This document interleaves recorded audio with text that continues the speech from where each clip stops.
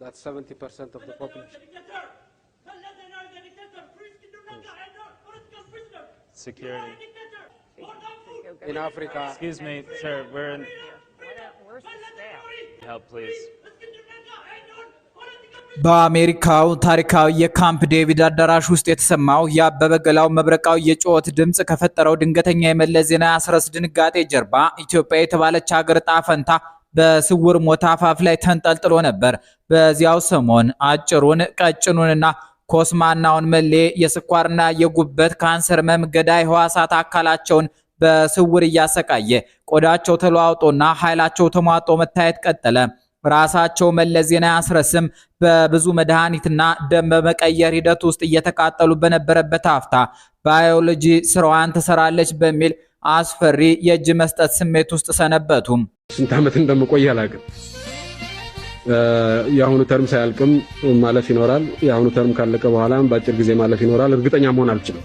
እኒህ ሰው ያንን ሁሉ ስቃይ አሳልፈው ካረፉ 14 ዓመታት ቢቆጠሩም ከ4 ኪሎ ቤተ መንግስት እስከ ብራሰልስ ቅዱስ ሉክ ሆስፒታል የተዘረጋው የህመምና የህክምና ጉዟቸው የምስጢር ሽፋን ለኤርትራው ፕሬዝዳንት ኢሳያስ አፈወርቂ አብርሃ የላኳቸው 70 የንታረቅ ደብዳቤዎች ጉዳይ የታላቁ ሀገር ኢትዮጵያ ጠቅላይ ሚኒስትር ሆነው በየቀኑ ደረቅ ዳቦ በውሃ እያራሱ የመመገባቸው ወለፈንዲ በመጨረሻም የሞት አልጋ ላይ ሆነው የተውት የኑዛዜ ሰነድ ያ ሁሉ ሆኖ ደግሞ አገሪቱን ያለ ተተኪ መሪ ጥለዋት ሲሞቱ የተፈጠረው ታሪካዊ ውጥረት ዛሬም ድረስ በበቂ ሳይነገር ቆይቷል። የመለስ ዜናዊ አስክሬን እዚህ ስላሴ የለም እኮ አድዋ ነው የተቀበረው። ማንም አያውቅም። ግን ምንድነው የሆነው መሰለህ? በሱ ኪሎ ልክ ቁሳቁሶች ነው የተከተቱት። የሱ ፎቶ ምናልባት ልብሱ ሊኖር ይችላል አላውቅም፣ ግን እንደሌለ 100% ነው ማረጋገጣለሁ።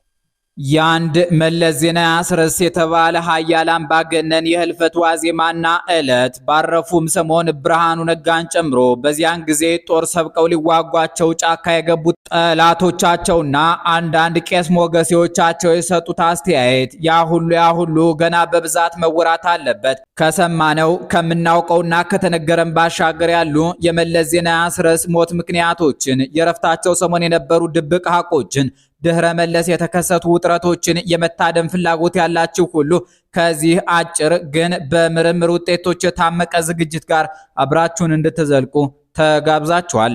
አቶ መለስ ራሳቸውን በጣም ከፍ አድርገው ቆልለው ማንም ይደፍረኛል ብለው የማያስቡ ሌላውን ሰው የማያከብሩ እንደመጥፍም የማይቆጥሩ ሰው ናቸውና እሳቸውን ደግሞ ይሄንን ኢጓቸውን ክራሽ ለማድረግ ወይንም ደግሞ የእሳቸውን ኢጎ ለመስበር ነበር ያቀድኩት።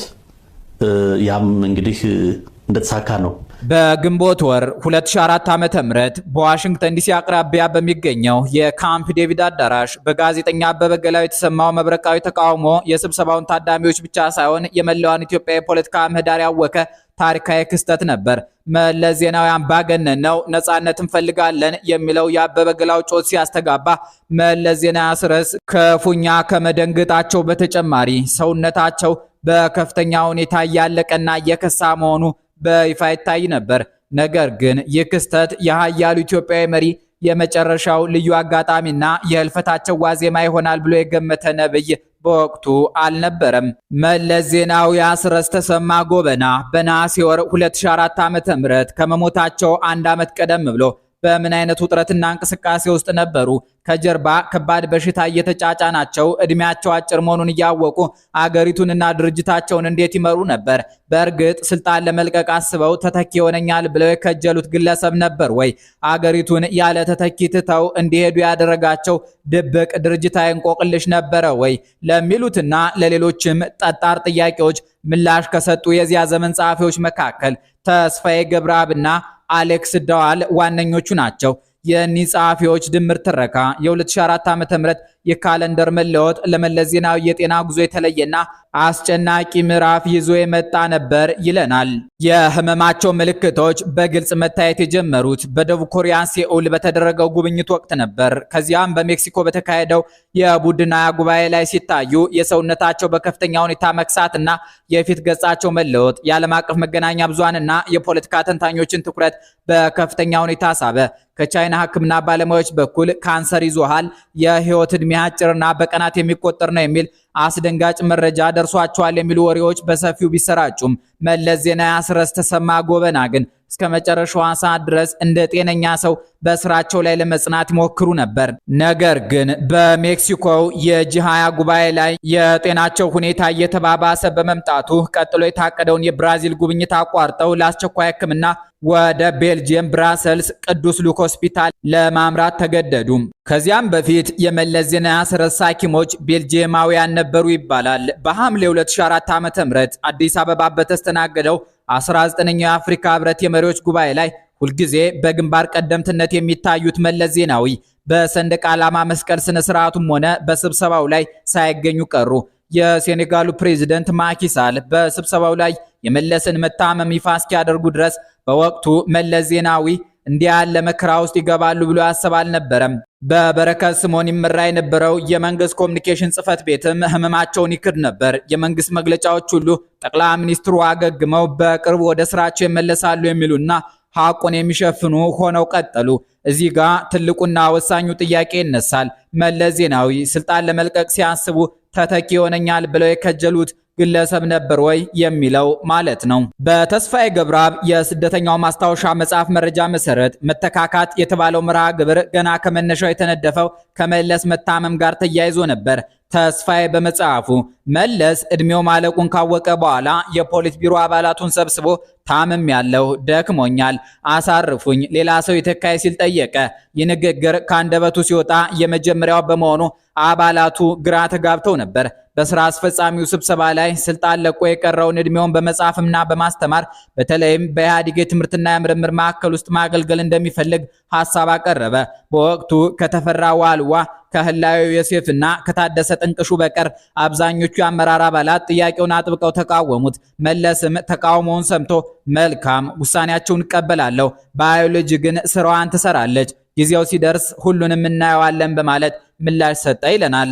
በትክክልም ባዮሎጂ ስራውን ሰርቶ መለስ ዜናዊ አስረስ ያንን ባሉ በወራት ልዩነት ከዚህ ዓለም በሞት ተለዩም። በሚያሳዝን ሁኔታ ግን መለስ ዜናዊ በስልጣን ዘመናቸው ራሳቸውን ተኪ የለሽ አድርገው ነው ያነጹት። በዙሪያቸው ጠንካራና ተፎካካሪ ሊሆኑ የሚችሉ አመራሮችን ከመመንጠር ውጭ በራሳቸው ደረጃ መሪነትን የሚረከብ ግለሰብ አላዘጋጁም።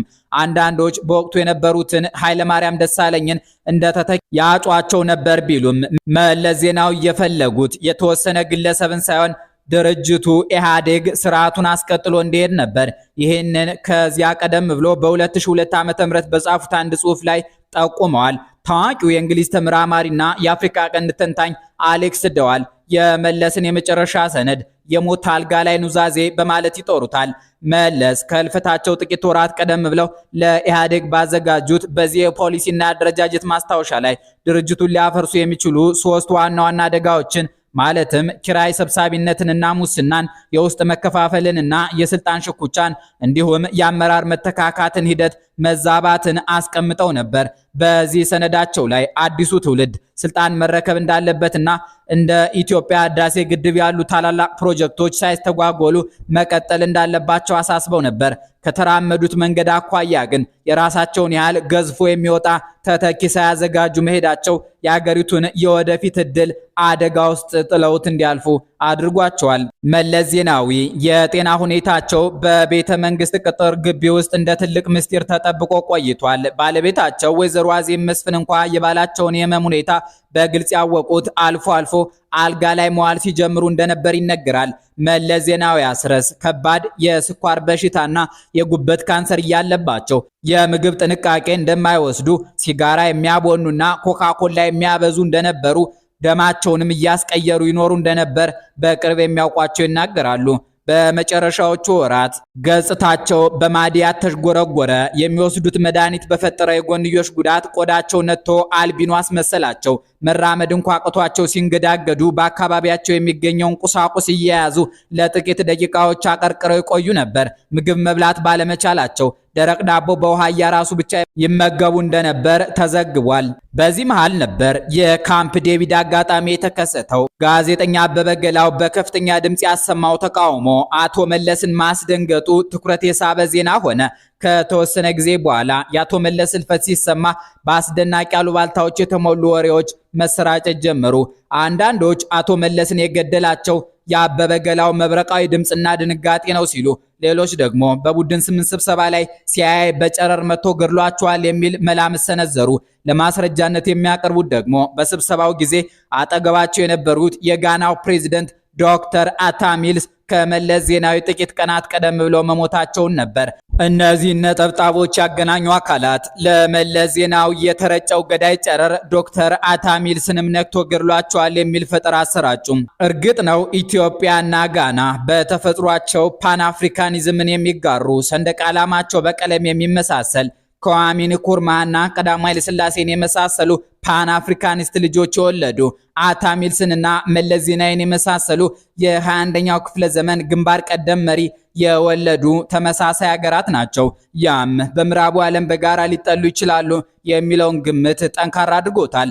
ነገር ግን ሲአይኤ አሜሪካንን በጸረ ሽብር ትግል በግንባር ቀደምትነት የሚያገለግሉትንና ታማኝ ወዳጇ የሆነውን መለስ ዜናዊን ለምን ይገድሏቸዋል? እውነታው ግን መለስ በጸረ ኒዮሊበራሊዝም አቋማቸው ምክንያት በምዕራባውያን ዘንድ ቢተቹም ለአሜሪካ ውጭ ጉዳይ ፖሊሲ ትልቅ ተባባሪ ነበሩ ብለው የሚከራከሩ አሉ።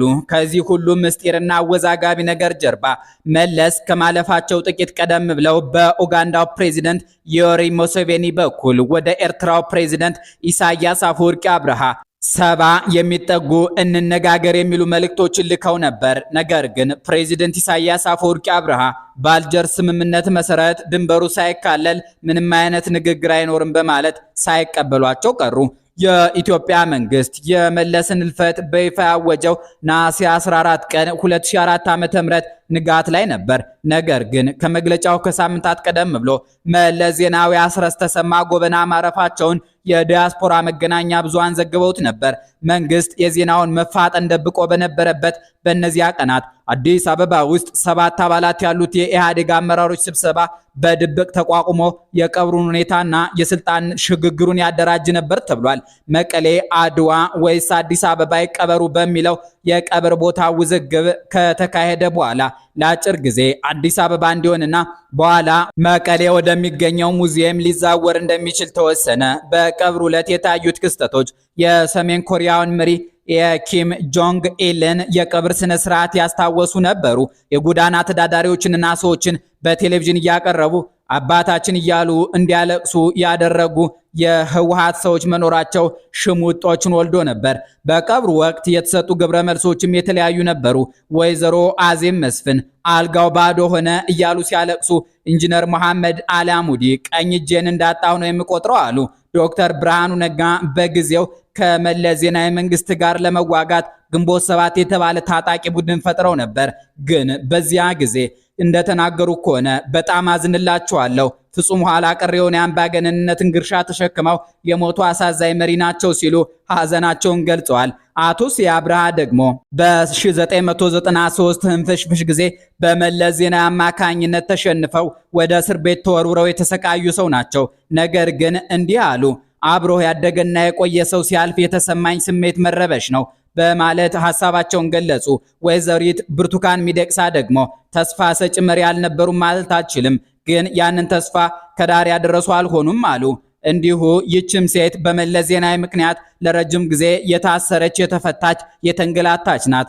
ግን ሐዘኗን ከመግለጽ ወደ ኋላ አላለችም። በሌላ በኩል የመለስ ዜናዊ አስከሬን በኢትዮጵያ ሰንደቅ ዓላማ ተሸፍኖ መታየቱ የብዙዎችን ትኩረት የሳበ ነበር። በሕይወት እያሉ ባንዲራ ጨርቅ ነው ብለው የተናገሩት ንግግር እስከ መቃብራቸው ተከተላቸው ያሉ አሉ።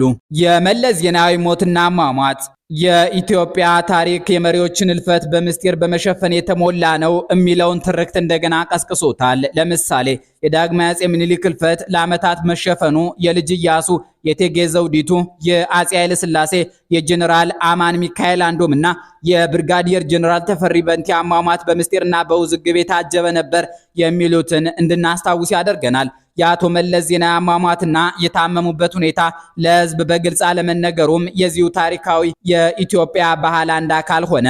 መለስ ዜናዊ በስልጣን ዘመናቸው አገሪቱን በራሳቸው አስተሳሰብና መስመር ብቻ ለመምራት ሲሞክሩ በዙሪያቸው በቂና ጠንካራ ተተኪ ሳያፈሩ ቀሩ። ከልፈታቸው በኋላ በሳቸው ሳምባ ሲተነፍሱና በሳቸው ጭንቅላት ሲያስቡ የነበሩ ጥገኞች መንገዱ ጠፍቷቸው ሲደናበሩ ታዩ። አንዳንዶቹ አገሪቱን እየቦጨቁ ወደ ውጭ ለመሸሽ ሲዘጋጁ፣ ሌሎች ደግሞ የቀረውን ስልጣን በመያዝ በስልጣን ሽኩቻ ውስጥ ገቡ። መለስ ዜናዊ የራሳቸውን ህይወት ብቻ ሳይሆን አገሪቱን ያለ ተተኪ አመራር በባዶ ላይ ትተዋት በማለፋቸው የታሪክ ሚዛኑ እስከ ዛሬ ድረስ ሲያከራክርና እሳቸውንም ለትችት ሲዳርጋቸው ይገኛል። አንድ መሪ ጀግንነቱ፣ ታላቅነቱ፣ አርቆ አሳቢነቱ የሚለካው እሱን ሊተኩት በሚችሉ ተገዳዳሪ መሪዎች ፈጠራው ነው ይባላል። መለስ ዜናዊ በዚህ በኩል የከሸፉ መሪ ናቸው ተብለው ተፈርጀዋል። እርስዎ ምን ይላሉ? አስተያየት መስጫው ላይ ጻፉልን። ጤና ይስጥልን።